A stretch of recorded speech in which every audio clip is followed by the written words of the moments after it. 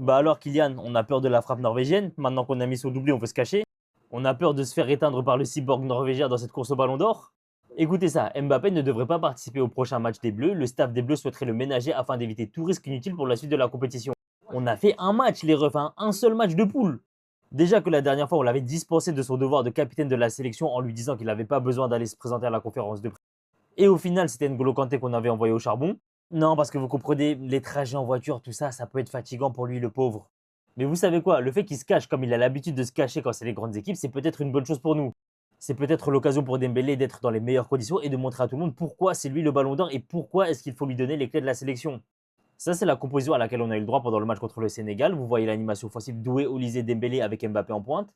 Et bah du coup, l'absence du dictateur, ce sera peut-être l'occasion de tester cette animation offensive, un 4-3-3 avec Olysée, Dembélé, Doué devant.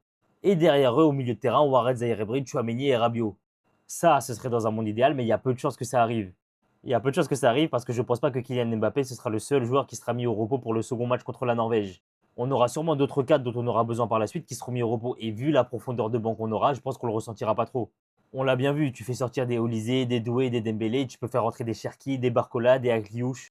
Et vu le changement de format avec les troisième meilleurs qui passent au tour suivant, on peut dire qu'avec une victoire, c'est quasiment comme si on avait déjà assuré la qualification. Deschamps, il est loin d'être bête, il va gérer la fatigue, il va gérer son effectif et c'est pour ça qu'il va faire tourner. C'était juste plus marrant d'attraper la veste d'Mbappé, j'espère que vous m'en voudrez pas.